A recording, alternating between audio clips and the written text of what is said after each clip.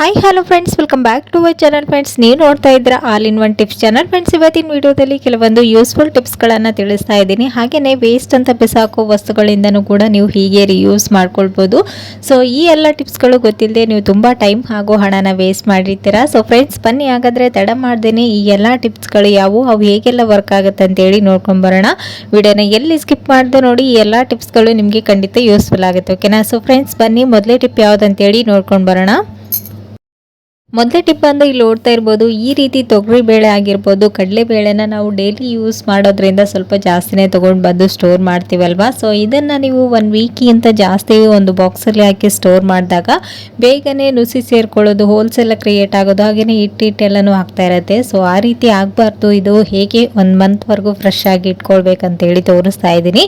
ಇಲ್ಲಿ ನೋಡ್ತಾ ಇದ್ದೀರಲ್ವ, ಈ ಒಂದು ತಂದಿರುವಂಥ ತೊಗರಿ ಬೇಳೆ ಆಗಿರ್ಬೋದು ಅಥವಾ ಕಡಲೆಬೇಳೆಗೆ ಒಂದು ಅರ್ಧ ಟೇಬಲ್ ಸ್ಪೂನಷ್ಟು ಅರಿಶಿಣ, ಹಾಗೆಯೇ ಒಂದು ಸ್ವಲ್ಪ ಕುಕ್ಕಿಂಗ್ ಆಯಿಲನ್ನು ಈ ರೀತಿ ನೀಟಾಗಿ ಮಿಕ್ಸ್ ಮಾಡಿಬಿಟ್ಟು ನಂತರ ನೀವು ಒಂದು ಹೇರ್ ಕಂಟೈನರ್ ಬಾಕ್ಸಲ್ಲಿ ಹಾಕಿ ಸ್ಟೋರ್ ಮಾಡೋದ್ರಿಂದ ಈ ತೊಗರಿ ಬೇಳೆ 1 ಮಂತ್ ಅಲ್ಲ 2 ಮಂತ್ಸ್ ಇಟ್ಟರೂ ಹಾಳಾಗೋದಿಲ್ಲ. ಸೊ ಈ ಒಂದು ಟಿಪ್ಸ್ ಕೂಡ ಖಂಡಿತ ಯೂಸ್ಫುಲ್ ಆಗುತ್ತೆ. ಒಂದ್ಸರಿ ಟ್ರೈ ಮಾಡಿ ನೋಡಿ. ಓಕೆನಾ?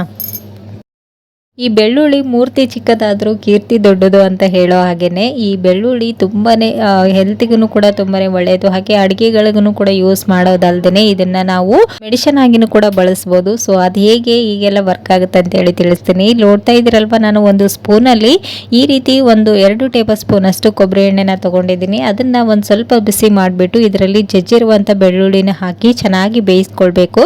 ಈ ಬೆಳ್ಳುಳ್ಳಿಯಲ್ಲಿರುವಂಥ ಅಂಶ ಎಲ್ಲನೂ ಕಂಪ್ಲೀಟಾಗಿ ಕೊಬ್ಬರಿ ಎಣ್ಣೆಯಲ್ಲಿ ಸೇರ್ಕೊಳ್ಳೋ ಹಾಗೆ ನೀಟಾಗಿ ಈ ರೀತಿ ಕೆಂಪಗೆ ಆಗೋವರೆಗೂ ಬೆಳ್ಳುಳ್ಳಿ ನೀಟಾಗಿ ಇದನ್ನ ಬೇಯಿಸ್ಕೊಂಡು ತಗೊಂಡಿದ್ದೀನಿ. ಸೊ ಇವಾಗ ನೋಡ್ತಾ ಇದ್ರೆ ಒಂದು ಸ್ವಲ್ಪ ತಣ್ಣಗಾದ ನಂತರ ಇದನ್ನ ನೀವು ಕಿವಿಯಲ್ಲಿ, ಇವಾಗ ಸ್ವಲ್ಪ ಕೂಲ್ ವೆದರ್ ಇರೋದ್ರಿಂದ ಮಕ್ಕಳಿಗೆ ಕಿವಿ ನೋವು ಜಾಸ್ತಿನೇ ಬರ್ತಾ ಇರುತ್ತೆ. ಸೊ ಹಾಗೇನೆ ಹುಳುಗಳೇನಾದರೂ ಸೇರ್ಕೊಂಡಿದೆ ಕಿವಿಯಲ್ಲಿ ಅಂತಂದ್ರೆ ಇದನ್ನ ನೀವು ಡ್ರಾಪ್ಸ್ ವೈಸಲ್ಲಿ ಈ ರೀತಿ ಹಾಕೊಳ್ತಾ ಬರಬೇಕು. ಸ್ವಲ್ಪ ಬಿಸಿ, ಇದು ಉಗುರು ಬೆಚ್ಚಗೆ ಅಂತ ಹೇಳ್ತೀವಲ್ವಾ, ಸೊ ಆ ರೀತಿ ಇರುವಾಗನೇ ಈ ಒಂದು ಆಯಿಲನ್ನ ಕಿವಿಯಲ್ಲಿ ಹಾಕೊಳ್ಬೇಕು. ಆ ರೀತಿ ಹಾಕಿದಾಗ ನೀವು ಹಾಸ್ಪಿಟಲ್ಗೆ ಹೋಗೋದಕ್ಕಿಂತ ಮುಂಚೆ ಕಿವಿ ನೋವು ಏನಾದರೂ ಬಂದರೆ ಈ ರೀತಿ ಫಸ್ಟ್ ಏಡ್ ಥರ ನೀವು ಇದನ್ನು ಟ್ರೈ ಮಾಡ್ಬೋದು. ಸೊ ತುಂಬಾ ವರ್ಕ್ ಆಗುತ್ತೆ. ಕಿವಿಯಲ್ಲಿ ಏನಾದರೂ ಹುಳು ಸೇರ್ಕೊಂಡಿದೆ ಅಂದಾಗ ನೀವು ಟಾರ್ಚ್ ಎಲ್ಲನೂ ಹಾಕೋದಕ್ಕೆ ಹೋಗಬೇಡಿ, ಮತ್ತೆ ಹುಳುಗಳು ಬೆಳಕಿಗೆ ಮತ್ತೆ ಒಳಗಡೆ ಹೋಗ್ಬಿಡುತ್ತೆ. ಸೊ ಹಾಗಾಗಿ ನೀವು ಈ ಒಂದು ರೆಮಿಡಿನ ಟ್ರೈ ಮಾಡಿ ನೋಡಿ, ಖಂಡಿತ ಯೂಸ್ಫುಲ್ ಆಗುತ್ತೆ. ಓಕೆನಾ? ಸೊ ನೆಕ್ಸ್ಟ್ ಟಿಪ್ ಬಂದು ಇಲ್ಲಿ ನೋಡ್ತಾ ಇರ್ಬೋದು, ಈ ರೀತಿ ಬ್ರಾಸ್ಲೆಟ್ಗಳನ್ನು ವೇರ್ ಮಾಡೋದು ಯಾರಿಗೆ ಇಷ್ಟ ಇಲ್ಲ ಹೇಳಿ, ಎಲ್ರಿಗೂ ಇಷ್ಟ ಆಗುತ್ತಲ್ವಾ. ಸೊ ನೀವು ಎಲ್ಲಾದರೂ ಔಟ್ಸೈಡ್ ಹೋಗ್ಬೇಕಂತ ಅಂದಾಗ ಒಬ್ಬರೇ ಈ ರೀತಿ ಬ್ರಾಸ್ಲೆಟ್ನ ಹಾಕೊಳ್ಳೋದಕ್ಕೆ ಹೋದರೆ ಅದು ಈಸಿಯಾಗಿ ಹಾಕೊಳ್ಳೋದಕ್ಕೆ ಬರ್ತಾ ಇರಲ್ಲ. ಸೊ ಈ ರೀತಿ ಸ್ಲಿಪ್ ಆಗ್ತಾನೆ ಇರುತ್ತಲ್ವ. ಸೊ ಇದನ್ನು ನೀವು ಒಂದು ಪಿನ್ನ ಸಹಾಯದಿಂದ ಈಸಿಯಾಗಿ ಹಾಕೊಳ್ಬೋದು. ಸೊ ಅದು ಹೇಗಂತೇಳಿ ತೋರಿಸ್ತಾ ಇದ್ದೀನಿ. ಇಲ್ಲಿ ನೋಡ್ತಾ ಇದ್ದೀರಲ್ವಾ, ವಿಡಿಯೋದಲ್ಲಿ ತೋರಿಸ್ದಾಗೇ ಬ್ರಾಸ್ಲೆಟ್ನ ಒಂದು ತುದಿಗೆ ಈ ರೀತಿ ಸೇಫ್ಟಿ ಪಿನ್ನನ್ನು ಹಾಕಿಬಿಟ್ಟು ನೀವು ಅದನ್ನು ಕೈಯಲ್ಲಿ ಈ ರೀತಿ ಇಟ್ಕೊಳ್ಬೇಕು. ನಂತರ ನೀವು ಎಲ್ಲಿ ಬ್ರಾಸ್ಲೆಟ್ನ ಹಾಕೊಳ್ತೀರಾ, ಎಷ್ಟು ಟೈಟ್ ಆಗಿ ಬೇಕೋ ಅಷ್ಟು ಟೈಟ್ ಆಗಿ ನೀವು ನೀಟಾಗಿ ಹಾಕೊಳ್ಬೋದು ಒಬ್ಬರೇನೆ. ಇನ್ನೊಬ್ಬರ ಸಹಾಯ ಇಲ್ಲದೇನೆ ನೀವು ಈ ರೀತಿ ಬ್ರಾಸ್ಲೆಟ್ಗಳನ್ನು ವೇರ್ ಮಾಡ್ಬೋದು. ಸೊ ನೋಡಿದ್ರಲ್ವಾ ವಿಡಿಯೋದಲ್ಲಿ ಎಷ್ಟು ಈಸಿಯಾಗಿ ಒಂದು ಸೇಫ್ಟಿ ಪಿನ್ನನ್ನು ಯೂಸ್ ಮಾಡಿಕೊಂಡು ನೀವು ಬ್ರಾಸ್ಲೆಟನ್ನು ಒಬ್ಬರೇ ಹಾಕೊಳ್ಬೋದು ಅಂತೇಳಿ. ಸೊ ಇದು ಸಿಲ್ಲಿ ಮ್ಯಾಟರ್ ಆಗಿರ್ಬೋದು, ಬಟ್ ಖಂಡಿತ ಯೂಸ್ಫುಲ್ ಆಗುತ್ತೆ. ಒಂದ್ಸರಿ ಟ್ರೈ ಮಾಡಿ ನೋಡಿ. ಓಕೆನಾ?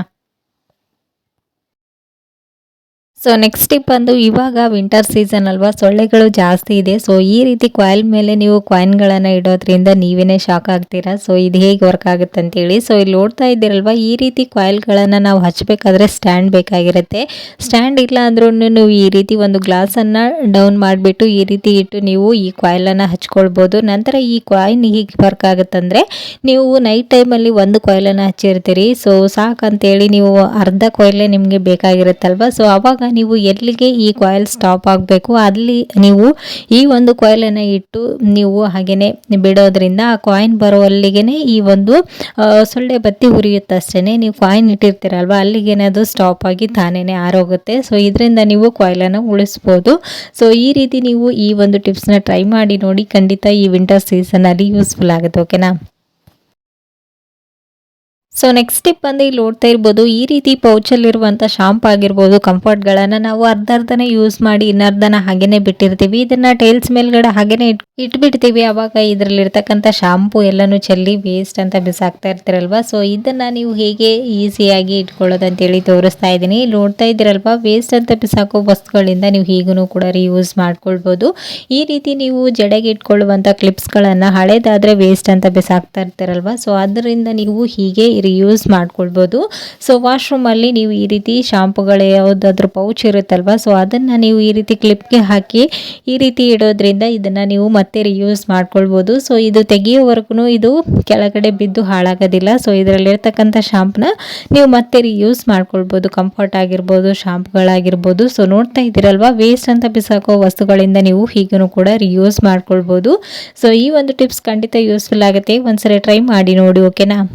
ಸೊ ಫ್ರೆಂಡ್ಸ್, ನೋಡಿದ್ರಲ್ವಾ ಇವತ್ತಿನ ಈ ಎಲ್ಲ ಟಿಪ್ಸ್ಗಳು ನಿಮ್ಗೂ ಕೂಡ ಖಂಡಿತ ಯೂಸ್ಫುಲ್ ಆಯ್ತು ಅಂತ ಅಂದ್ಕೊಂಡಿದ್ದೀನಿ. ಇದರಲ್ಲಿ ನಿಮ್ಗೆ ಯಾವ ಟಿಪ್ಸ್ ಇಷ್ಟ ಆಯ್ತು ಅಂತಲೂ ಕೂಡ ಕಮೆಂಟಲ್ಲಿ ತಿಳಿಸಿ. ಹಾಗೆಯೇ ನಿಮ್ಗೆ ಯಾವ ರೀತಿ ಟಿಪ್ಸ್ ಬೇಕಂತಲೂ ಕೂಡ ಕಮೆಂಟಲ್ಲಿ ತಿಳಿಸೋದನ್ನು ಮಾತ್ರ ಮರಿಬೇಡಿ. ಮತ್ತು ನಾಳೆ ಹೊಸ ಟಿಪ್ಸ್ಗಳೊಂದಿಗೆ ಮತ್ತೆ ನಿಮ್ಮನ್ನ ಮೀಟ್ ಮಾಡ್ತೀನಿ ಫ್ರೆಂಡ್ಸ್. ಅಲ್ಲಿವರೆಗೂ ಟೇಕ್ ಕೇರ್, ಬಾಯ್.